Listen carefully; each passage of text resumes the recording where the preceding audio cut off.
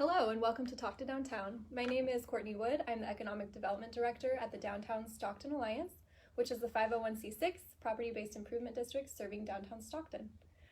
This webinar series is intended to connect our visitors, property owners, and business owners with the organizations and people who can answer questions about the issues which are of top concern to them. So today's topic is going to be homelessness, and we have Adam Cheshire here from the county. How it's going to work is I'll start out by letting Adam talk a little bit about himself and what he does in his role at the county, and then I'll go ahead and ask him a few questions that I've outlined for him, and after that we will open it up to the viewers to go ahead and ask questions that you have. And with that, let's welcome Adam. You are the program administrator for Homeless Initiatives. That's correct. That is my title. So let us know kind of what you do there and how that relates to downtown in any way. Sure. I work out of the county administrator's office. I've been there since April of 2018. Prior to that, I was the CEO of Stockton Shelter for the Homeless for a while. So I've been working in homeless services for many years now. The role that the program administrator is intended to fill is to kind of be, it has been referred to as a connector of dots, or sort of the glue of bringing multiple organizations, multiple sources of funding, multiple projects together and helping to develop a bigger picture about solutions to homelessness countywide. So while, part of my focus would be in Stockton or downtown Stockton, I'm really trying and being asked to focus much more regionally. The state of California is asking folks like me and pretty much everybody to focus more regionally when we're implementing grant funds. So that's kind of in a nutshell what I do.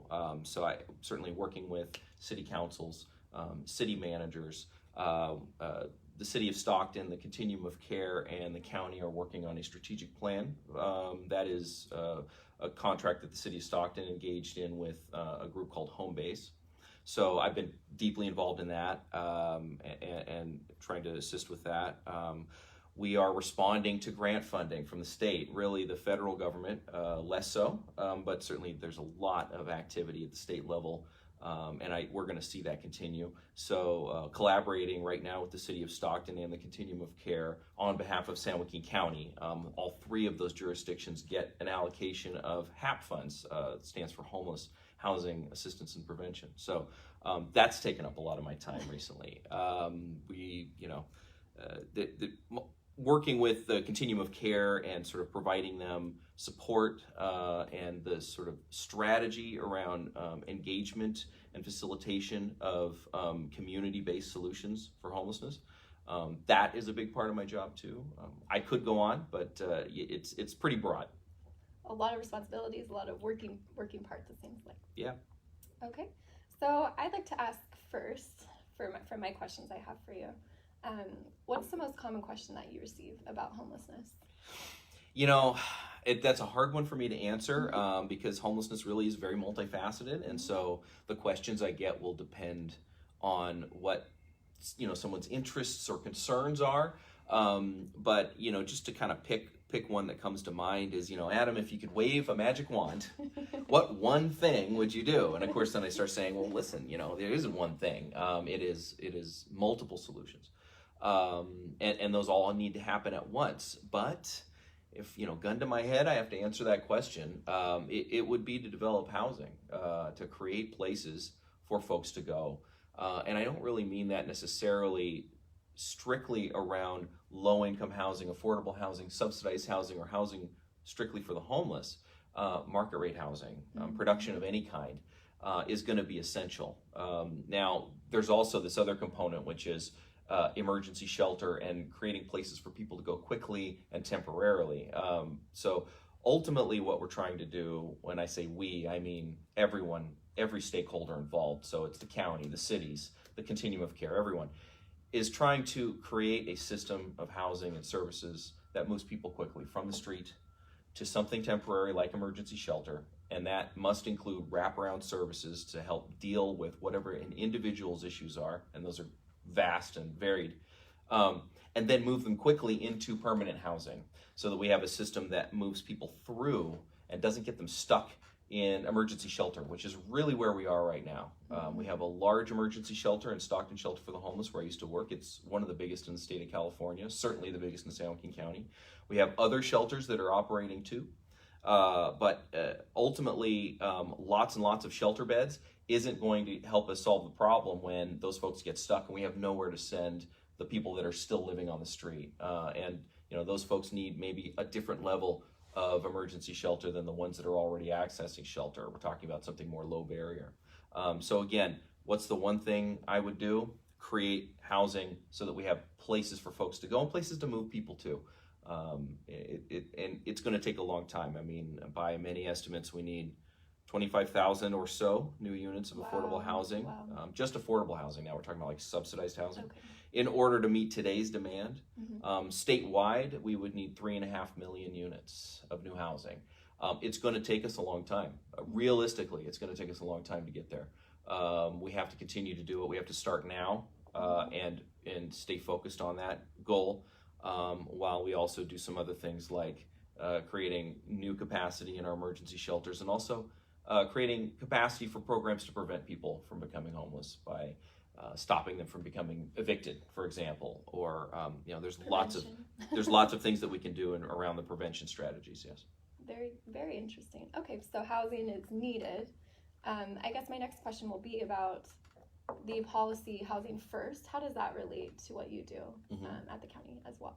Sure. Well, I will say that the approach to housing and services for the homeless that is known as Housing First was adopted officially by San Joaquin County, the County Board of Supervisors, as the sort of policy that they will be asking, and they are asking staff to consider when making decisions about how we move forward.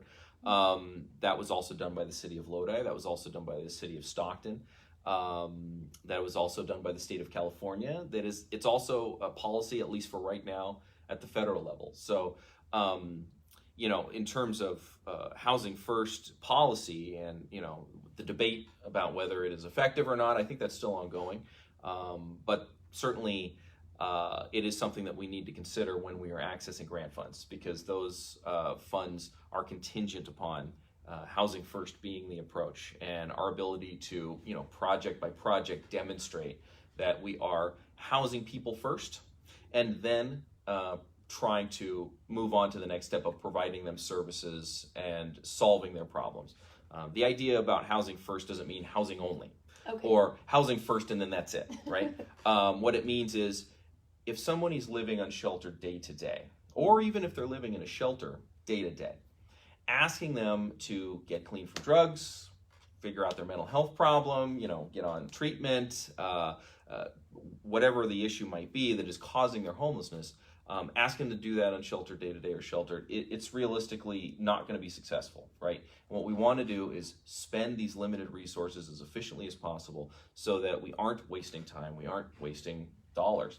So the idea that housing is part of treatment, as an example, for someone who is mentally ill, or for someone who is dealing with substance use disorder, or simply that if the need that someone has to get out of homelessness is just get a job, they also aren't going to be doing that or able to do that if they're unsheltered, if they aren't in housing first. It is a need, just like water and food and air. It really is. And so providing that foundation for somebody is what Housing First is all about. Perfect. Thank you for explaining that.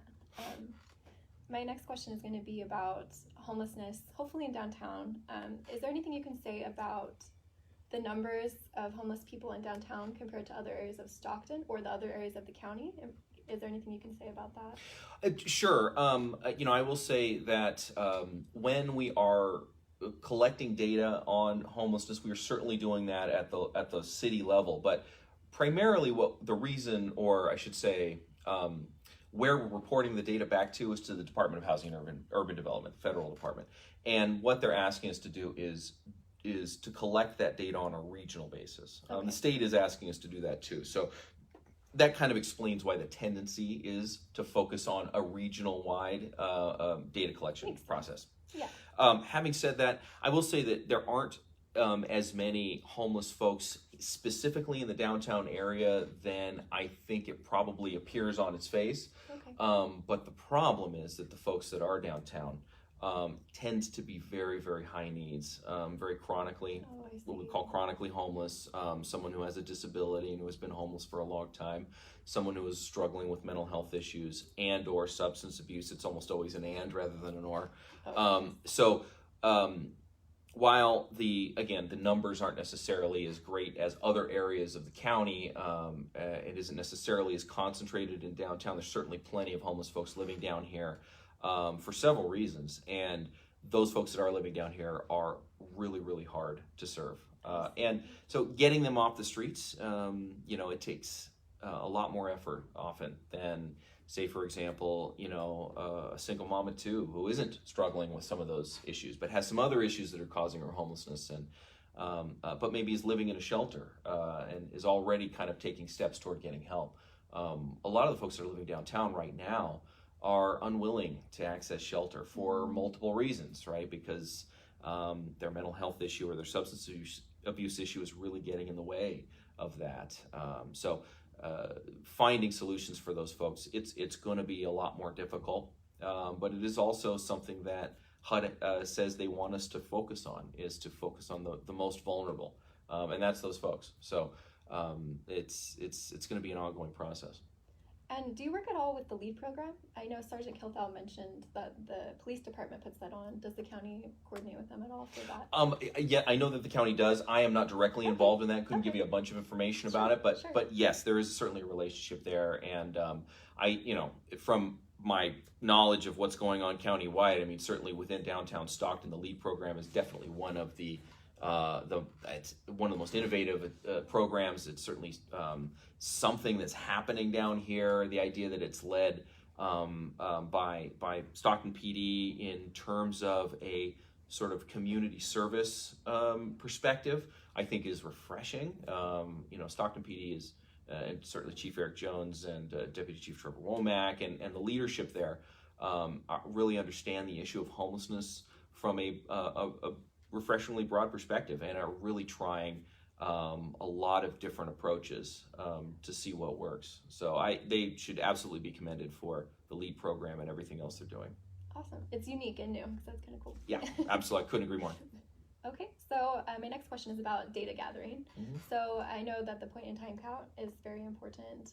Can you talk a little bit about how data is gathered through the point-in-time count, through the homeless management information system, and basically what those numbers are used for? Sure. It's going to be a long answer, That's so okay. buckle up. Yes. Please. So first of all, I'll talk about the homeless management information system. Every continuum of care in the United States, there are 48, I believe, in California, operates a homeless management information system in HMIS. It is a requirement of the continuum of care program. By the way, for those folks that don't know, continuum of care programs like the one we have in San Joaquin County were developed, created really by an act of Congress. And so there are funds associated with them, small source of funds that are renewable every year. Those can be used for very specific purposes. Folks that are permanent, chronically homeless, permanent supportive housing, can't use it for emergency shelter, which is, a typical misconception. The continuums of care are the ones that are given responsibility by the federal government to sort of handle the data collection and some of these other processes. So that's why it is done. Okay. It is really by mandate of an act of Congress. The data that we collect on the sheltered homeless is, I don't want to say easy to collect, but we do it on a regular basis. Why? Because if you enter a shelter service provider or any kind of homeless services provider, St. Mary's, for example, is a participant in the HMIS. They don't provide shelter, but they do pretty much everything else around homelessness. Huge organization, or very, very important organization to our system here in San Joaquin County. If you're entering any of those services or any of those programs, you'll be entered in the HMIS. And so we can pull down all sorts of data about who they are, what is their name, right? Hopefully we can get more than that, like what is their veteran status, because we might have a program that that you would qualify for, right? What is perhaps your HIV status, because there is a transitional housing program operated by Public Health Services in cooperation with Stockton Shelter for the Homeless for people living homeless with HIV/AIDS. Yeah, I could go on and on about all of that, those aspects, but I hope you get a sense of kind of the broadness of it and what it's used for in terms of focusing services towards folks that need specific services, right? Because the funding streams say you can use these funds for this specific service, for example, transitional housing for people with HIV/AIDS or homeless veterans, but you can't use both of those sources of funds for either population, if you see what I'm saying. So it is important to get very specific data because the funding sources are very specific about what you can do with them. When we're talking about the point in time count, that's yet again something that continuums of care are mandated to do. And so what the mandate says is that you must conduct a sheltered count every year and an unsheltered count at least every other year. So on the odd numbered years. In January 2021, last 10 days of January, we're going to be doing it again, trying to count the unsheltered homeless. So I would ask anybody who can hear me or is listening to reach out to me and let me know that you're interested in participating. So, I mentioned that it's pretty easy to count the sheltered homeless, or at least we do it on a very, very regular basis. Mm-hmm. It can, as probably is no surprise to your audience, be very difficult to count the unsheltered homeless for a lot of reasons. In 2017, we did a count of the unsheltered homeless and came back with 567 individuals countywide. And I always got the question whenever I would talk about that is, Adam, doesn't that number seem low to you? Yeah, it seems low. It does. And it is low. Why? Because it's tough to count the unsheltered homeless, right? We used 35 volunteers in 2017. We used what is called connection events. So we would do outreach to the unsheltered homeless over maybe a 2-week period prior to the event and hand out flyers and talk to folks and say, hey, on this date, at this time, come to, for example, St. Mary's Dining Room, and we'll give you a free ID. We'll have vaccinations for your pet. We'll give you free clothes. We'll give you a meal. And by the way, we're also going to count you. We're going to ask you some survey questions and get some data from you. Well, if you've ever worked with the unsheltered homeless or the homeless really in general, it can be difficult to ask them to come to you versus going out to them. So one of the things that I was asked to focus on really closely when I first started with the county and in this role was to get a better count, get a more accurate count of the unsheltered homeless. Because we knew that that number will be and is continuing to be the basis that the state is using to allocate funds for homeless services. All of these new funds, I mentioned the HAP program, they are basing our allocation to the county, the city, and a city of Stockton, and the continuum of care on the point in time count. So getting a more accurate number will translate directly to dollars. That is why I'm begging folks to please come out for the 2021 count, because it's going to be very important that we get the same number of volunteers. I mentioned that we had 35 volunteers in 2017. We had 401 volunteers in 2019. Wow, that's amazing. Yeah. The idea being, listen, we're going to do the connection events, but we also need to get teams together and go out to where the homeless live. We need to map where they are. We need to go out to them, and we need to do these same surveys, right? And we were successful. I think by all accounts, we were successful. Now, I said we had 567 individuals counted in 2017. In 2019, we counted 1,558 unsheltered individuals countywide. Wow. That was 921 in Stockton. What a jump.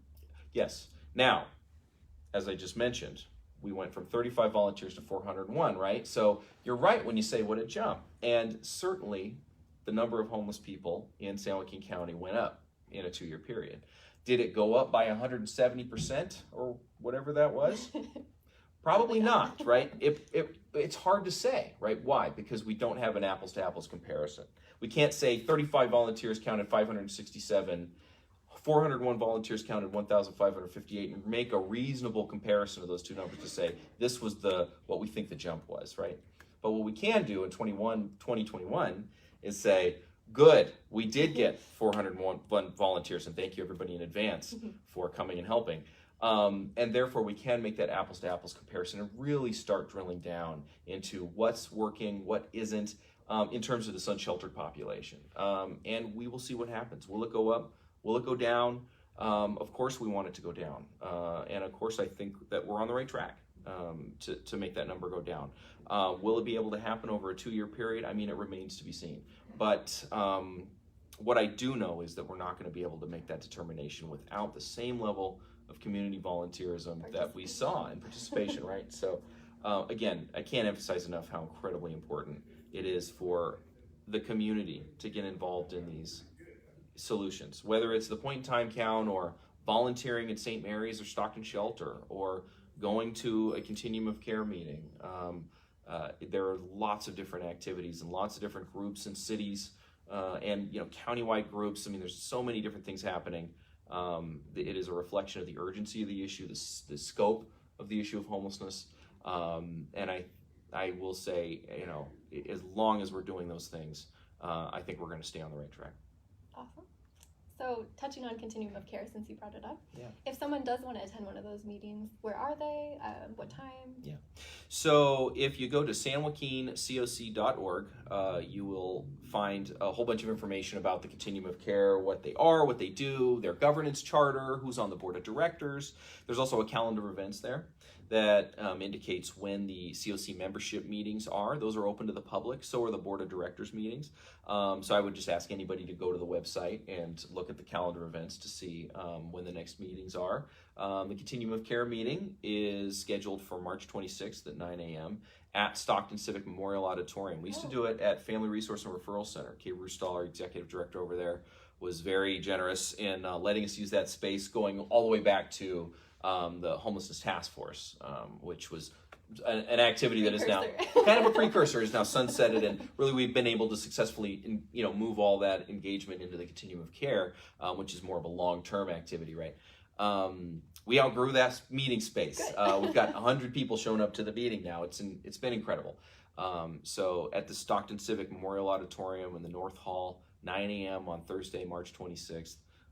That's the next meeting. Perfect. Hopefully people go and check it out. Yeah. So my next question is, are there any new homelessness projects or solutions that you can talk about that are being brought to our county or to Stockton in particular? Sure. Not necessarily downtown Stockton specifically, but there's multiple things going on. Certainly things that are being planned.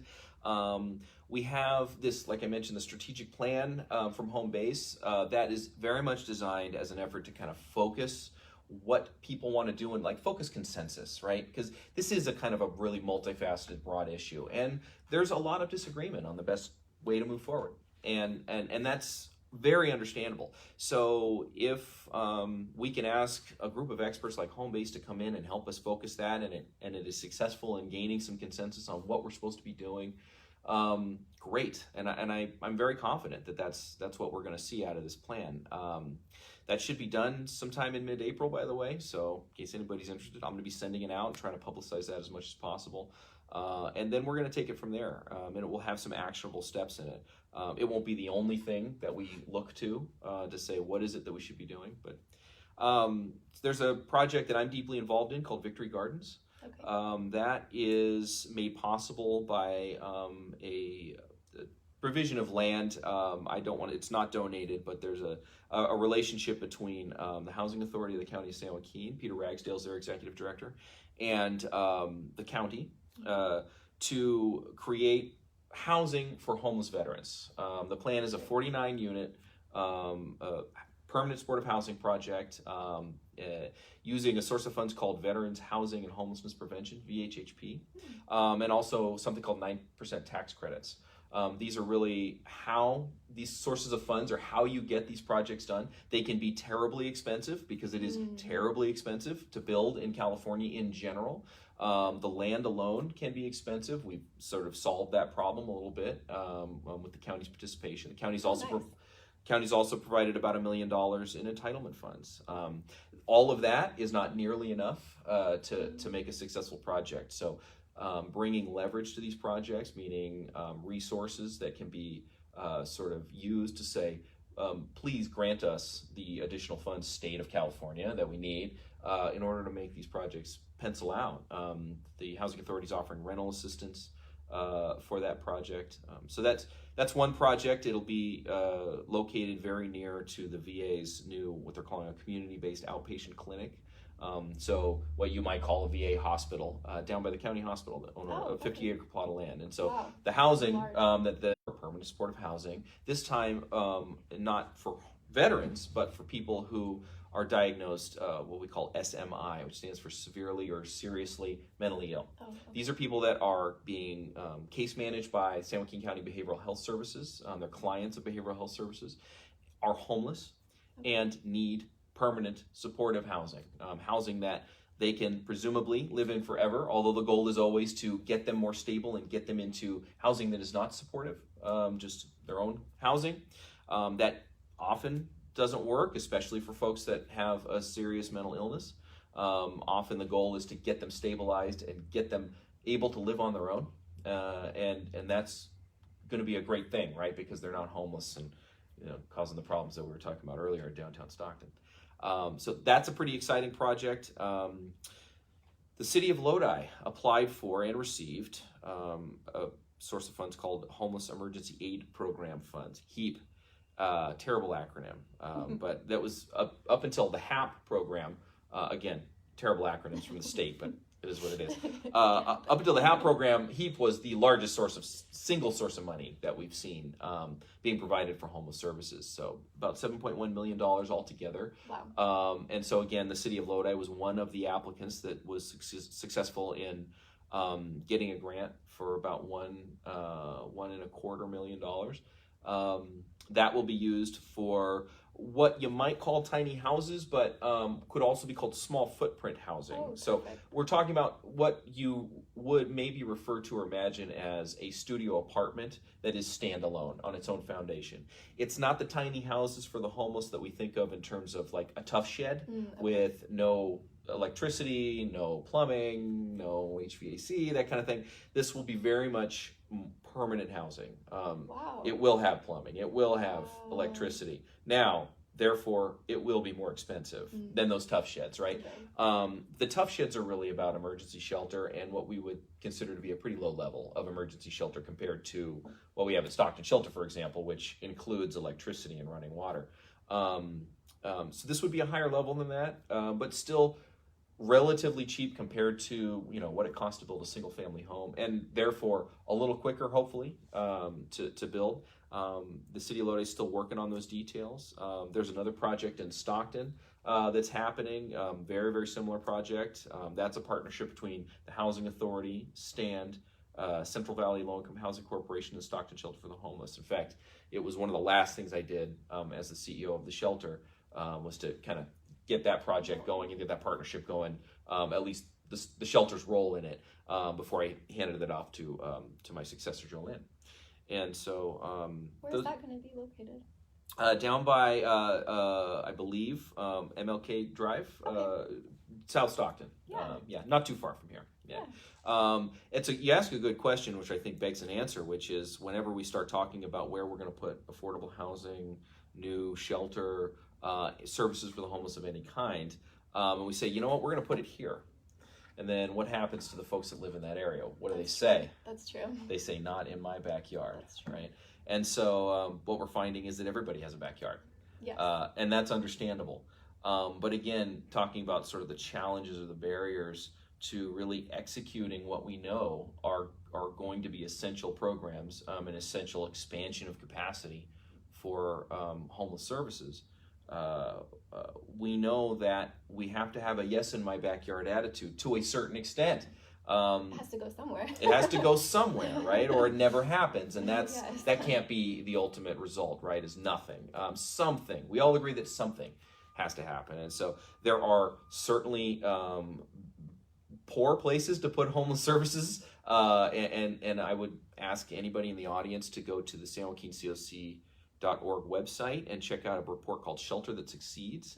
It's something that I'm certainly involved in. The chair of the COC, John Mendelson, was the principal author of that report, but he gathered information from multiple sources.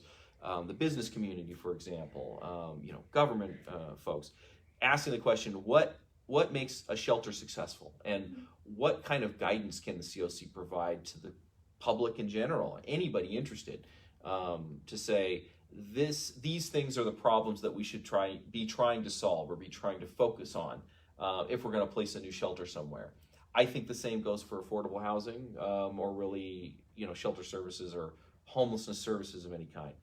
So again, the idea that we can hone in on some right places for these things to go, and that's a big part of the work, certainly around the consensus building process, to say we agree by consensus, maybe not unanimous, but consensus, that this is going to be a good place to put this program, and that we need to try it here. Those sorts of conversations are ongoing. That's very interesting to get feedback from the community around. Very, very cool. Yeah, it's been an exciting process. Okay, so for people who are watching, what are some resources that they should know about that can help homeless individuals? So for instance, they're encountering someone on the street, or they're encountering someone daily, and maybe there's some resources that we should be able to point people to. Sure. I will start, and also with a disclaimer saying I'm very biased, that Stockton Shelter for the Homeless and St. Mary's Dining Room are doing huge work in our community and have been for decades, serving the homeless. For folks that don't know, Stockton Shelter, again, largest shelter in San Joaquin County. It's a huge shelter in the state of California by comparison to others. They're serving about 400 people a night. About a quarter of those are children. They're serving a very broad population, anybody, men, women, children, veterans, folks living with HIV, anybody who is homeless can go to Stockton Shelter and get shelter. St. Mary's Dining Room, which is right next door, and really on the same campus, but two separate organizations, doesn't provide shelter, but does hundreds of meals a day. I mean, thousands and thousands of meals a year.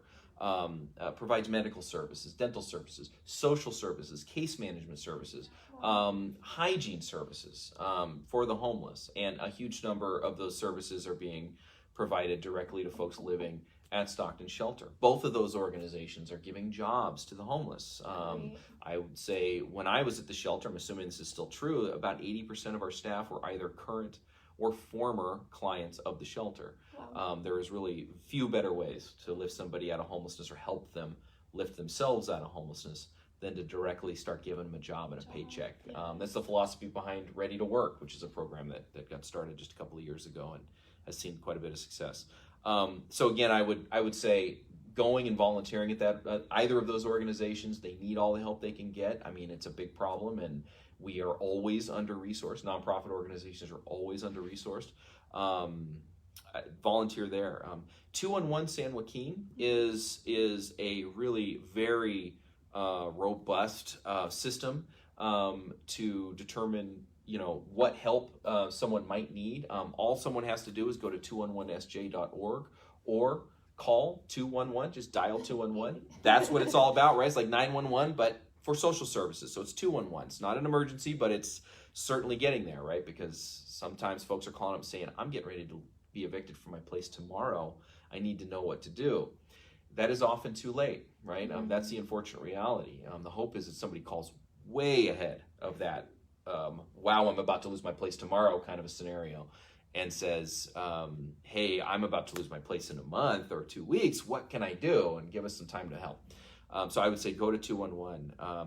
And it will depend on what community they're in, right? So again, I'm talking countywide, and I know we're here talking about downtown Stockton, but and those organizations I mentioned are housed in downtown Stockton. True. So there you go. But if you're in Lodi, for example, Salvation Army Hope Harbor is the only other large shelter outside of Stockton operating in San Joaquin County, and they're serving about 60 people a night.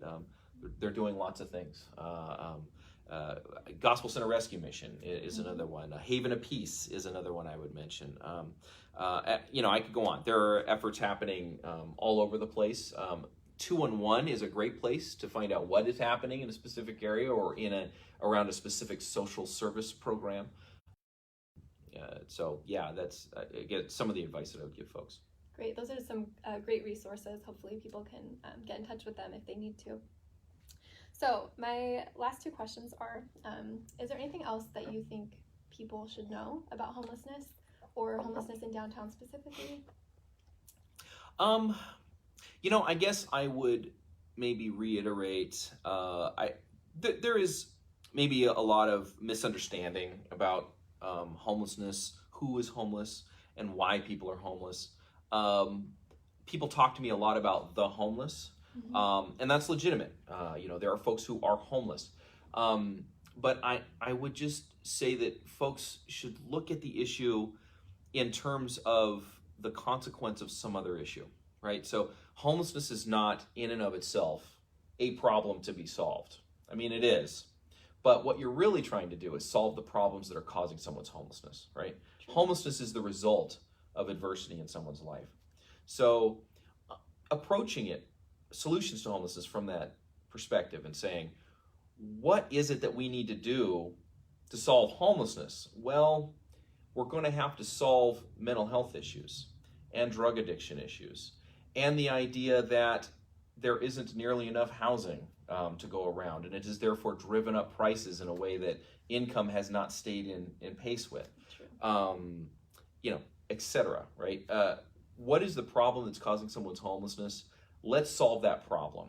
And let's make sure that we are designing systems that are flexible enough and that are broad enough to accommodate that strategy and say, when we put someone into a homeless services program, they might need help for a mental illness. They might need help for a drug addiction. They might need help in getting their resume in order, or they might need help because they are physically disabled and need some kind of treatment, medical treatment. They might need all of those things. They might need any combination of those things. So again, the complexity of the issue begs solutions that are equally complex and flexible. Excellent. Thank you. My last question, how can people get in contact with you if they have further questions for you? Sure. So you can email me at acheshire@sjgov.org, or you can call me at 209-468-3399, and I will do my best to get back to you as soon as I can. You can also go to the San Joaquin COC website. There is a section called Contact Us, and believe it or not, when you send something through there, it goes directly to me. Oh, wow.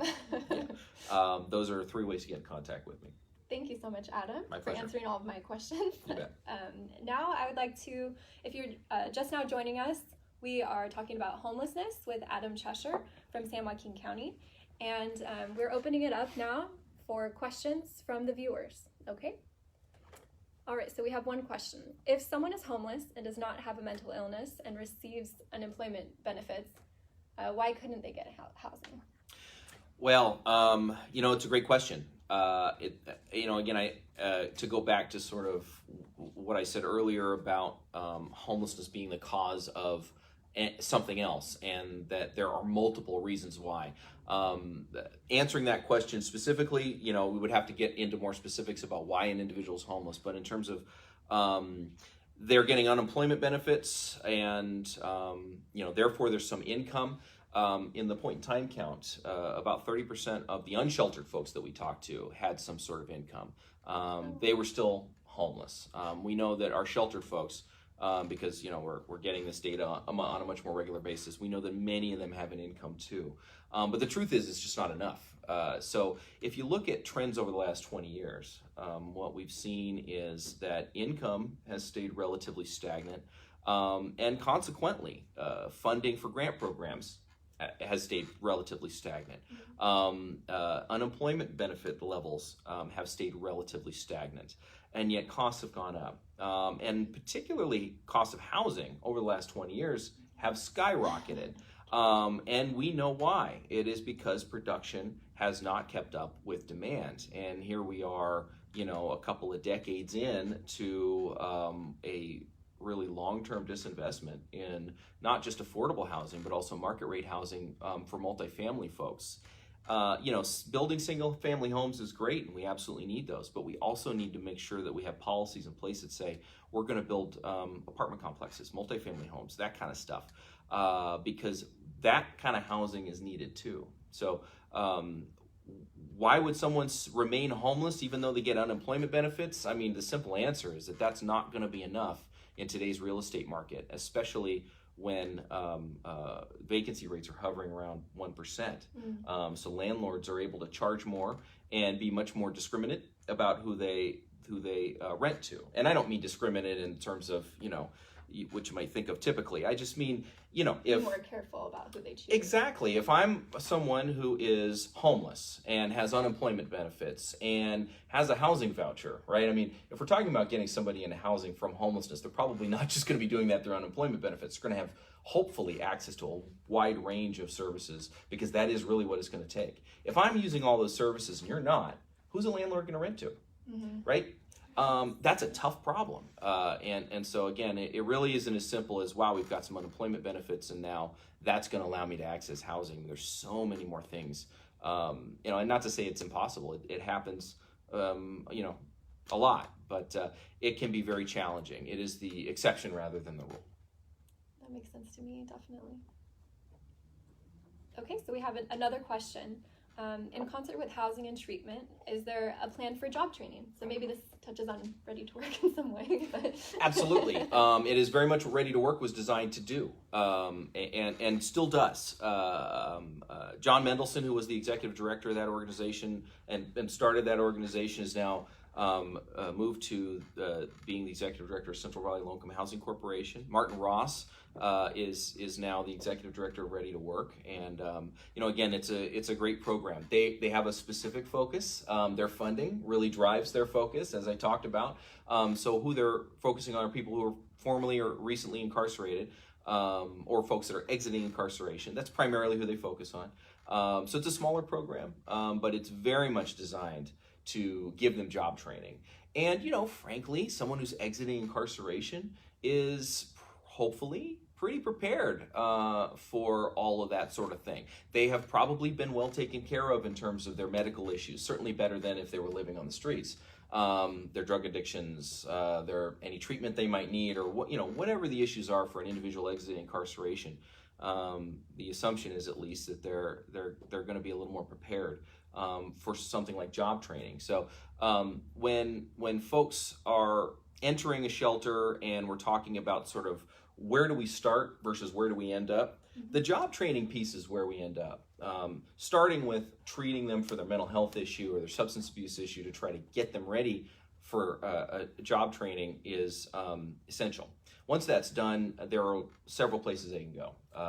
WorkNet is a program that San Joaquin County operates, and is right down the street from Stockton Shelter for the Homeless. We used to send folks there all the time. It was an incredibly wonderful resource to have so close to us. Goodwill is another organization. I used to work at Goodwill, as a matter of fact, so I'm pretty familiar with their services. They're providing job training for folks. Wow. Yeah, that's really their main mission, has been for decades. There are CalWorks is another program. The Human Services Agency, we talk about what county services are being provided. I mean, that tends to be where these services come from.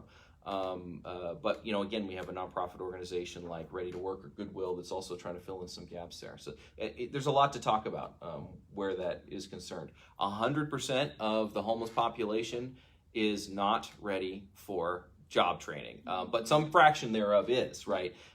So it's important to say, okay, who can we help here and focus on these programs so we're not wasting everybody's time.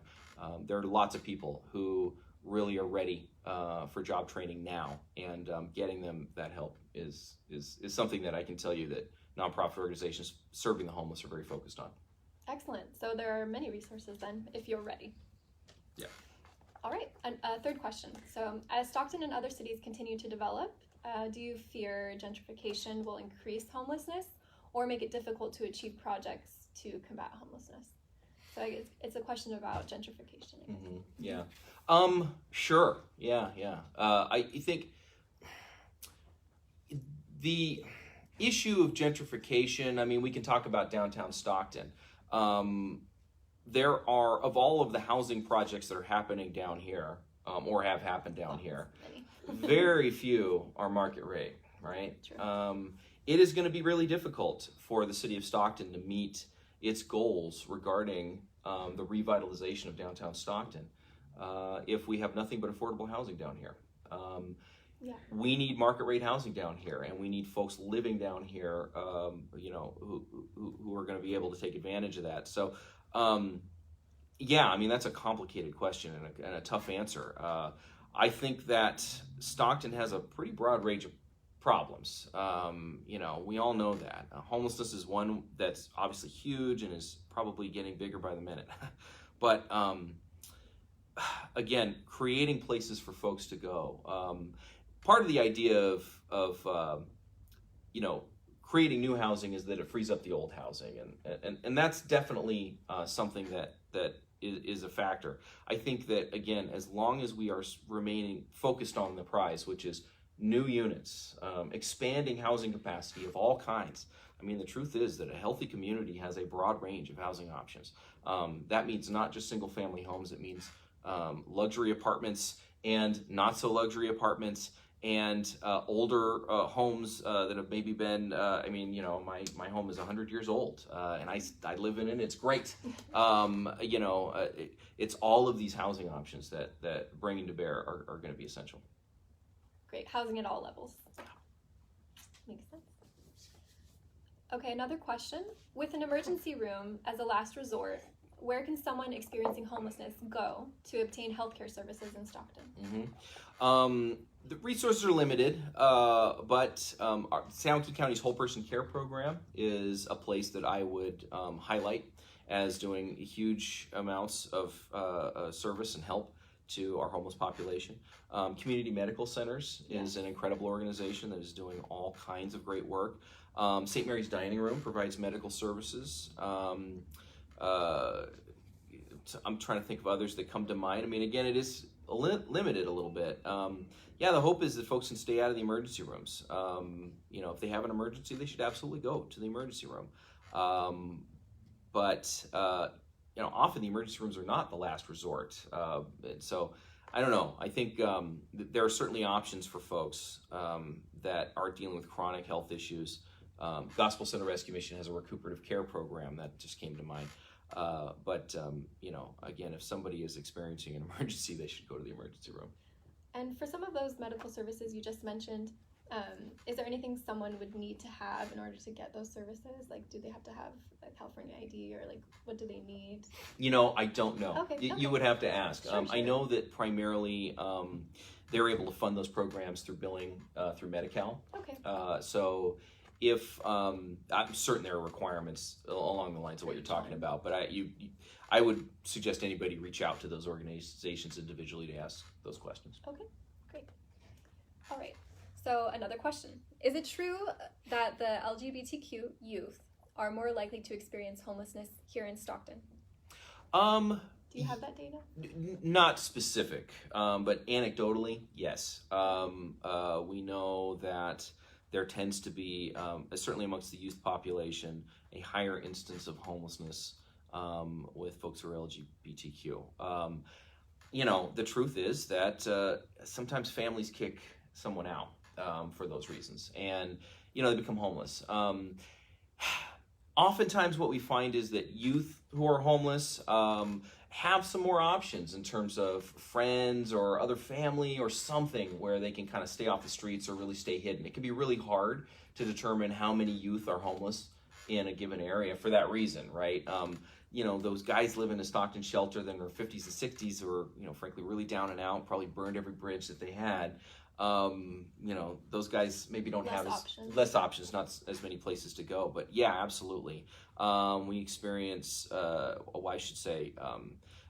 transgender populations experience rates of homelessness at a much higher rate than other subpopulations.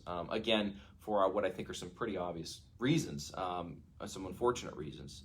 But yeah, it's definitely an issue. Are there any funding? Is there any funding or services targeted towards that population at all? Not exactly, but when we're talking about youth in general, obviously the funding streams don't say you must serve people because of their sexual orientation, right? And in fact, they say you cannot discriminate against people because of their sexual orientation or their gender identity. So really do kind of have to stay away from that to a certain extent. That doesn't mean that a program that like the Pride Center, for example, who's focused on LGBTQ issues, can't apply for funds for the homeless and serve those populations. That's fine. It's really about walling off those populations from services as opposed to providing them.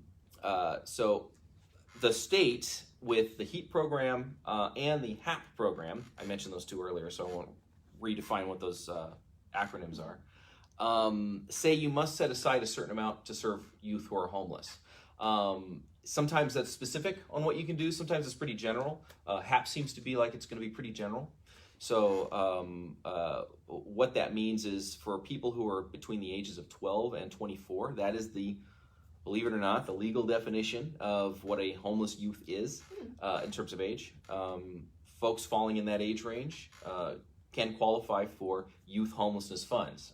Again, those can take a lot of different forms, but that's who we're talking about serving. So the state is absolutely saying you must use a certain amount of your funds for these populations. We are actively seeking projects that will focus on those populations. We were able to do it with HEAP. I'm pretty confident we're going to be able to do it with HAP. Well, we have to, and we will. So yeah, absolutely. It's something that is being focused on. We don't have as big an issue with youth homelessness, or so the data tells us. In our area versus some of the more concentrated urban areas. San Francisco, for example, has a pretty big youth homelessness population. Wow. There are reasons for that having to do with sort of the cost of living and the paradigms of living in a more concentrated urban area than Stockton or San Joaquin County. So again, we don't really struggle with youth homelessness in the same way, not to say that it isn't an issue here too, like it is pretty much everywhere. Excellent. Thank you, Adam. All right, we have another question coming up. Is there any thought of pushing UBI? Is it stable or a solid policy that may help combat homelessness? I'm not familiar with UBI. So that stands for Universal Basic Income. Oh, okay. I was certainly, when I was working at the shelters when the mayor's office was really, mayor of Stockton, was really trying to get that off the ground. He was successful, obviously. So I was involved in some of those conversations. Those funds ultimately were not, it was not decided that they were going to be focused on people who are homeless. So the truth is that, at least for the current program, you had to have an address in order to be part of that program and, be invited to join that program. And your address couldn't be the shelter, more to the point, right? So UBI is, I'm not an expert on this, and I'm certainly not qualified to represent how the city of Stockton went about it. But for my way of thinking or my understanding about it, it really has to do with poverty in general, and homelessness is an issue of poverty. So for folks that are living homeless, I'm not sure that UBI would be terribly effective versus other strategies that we're kind of more focused on. Would it hurt? Oh, probably not. So, hey, again, everything that we can do to kind of wrap services and supports around someone who is clearly fallen through our safety net, I think anything we can do, the better. Excellent. Okay, so it looks like we have gone through all of the questions from the viewers. Thank you for asking them. And at this time, I would like to remind everyone that this video is going to be uploaded to YouTube. Our channel is at Downtown Stockton, and you're already following us on Facebook if you're watching the video. But you can also follow us on Instagram at Downtown Stockton, and Twitter, we are at Downtown STKN. So I would like to thank the viewers for watching and thank Adam for participating today. Thank you so much. Thank you. Shared a lot of information with us and our viewers. Our next Talk to Downtown will be April 8th, and we'll be talking with Nicole Snyder from Economic Development. And with that, thank you so much and have a great day downtown.